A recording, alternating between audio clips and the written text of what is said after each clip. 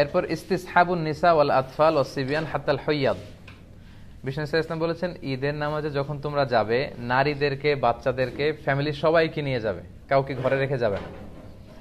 কিন্তু দুর্ভাগ্যজনক হলেও সত্য, আমাদের দেশে এই পরিবেশটা এখনো গড়ে ওঠেনি। জাতীয় ঈদগাহ ময়দান, বাইতুল মোকাররম সহ দুই একটা জায়গায় হয়তো নারীদের ঈদের সালাতের সিকিউরিটির সাথে ব্যবস্থা রাখা হয়, কিন্তু পুরো দেশব্যাপী এটা আমাদের গড়ে ওঠেনি। সচেতনতার অভাবে আমাদের স্কলাররা মনে করেন যে ফিতনা হবে।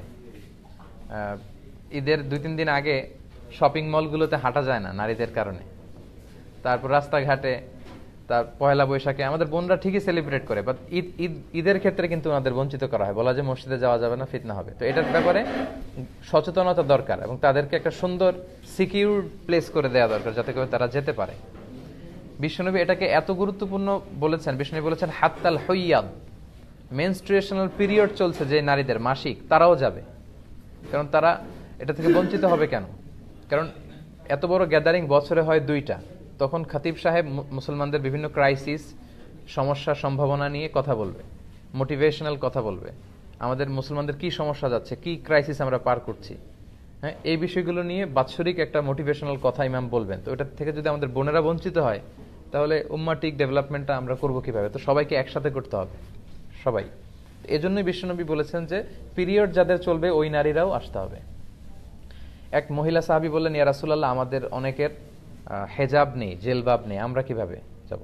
আল্লাহ রাসূল বললেন, তোমাদের যেই বোনের 2-3টা জেলবাব আছে তাদের কাছ থেকে বড় করে নিয়ে যাবা, যাদের 3টা আছে অন্যদেরকে ধার দিবা, নামাজের পরে আবার তোমাকে দিবে, তারপরেও আসবে।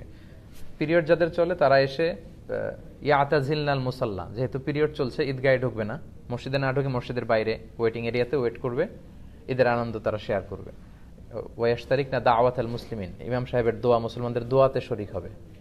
লেটস সে কালকে ইনশাআল্লাহ সকাল 7টার দিকে দেখা যাবে যে 8-10 হাজার লোক এখানে জড়ো হবে। তো শুধু যদি আমরা আসতাম, আমাদের বোনরা বা ভাবিরা যদি না আসে, তাহলে ঈদটা কেমন যেন মনে হচ্ছে যে পরিপূর্ণ হচ্ছে না। কিন্তু মেয়েরা মেয়েদের এরিয়াতে, ছেলেরা ছেলেদের এরিয়াতে যখন ঈদের শুভেচ্ছা বিনিময় করবে, মানে মনে হয় যে ভালোবাসা, সবাই মিলেমিশে একাকার। এটাই ঈদের মূল স্পিরিট বা সৌন্দর্য। তো এই জন্য এটার জন্য সচেতনতা বৃদ্ধি দরকার। বাংলাদেশে আপনারা এগুলো নিয়ে খুব বিনয়ের সাথে কৌশলী হয়ে কথা বলবেন, যাতে এরকম একটা পরিবেশ তৈরি হয়।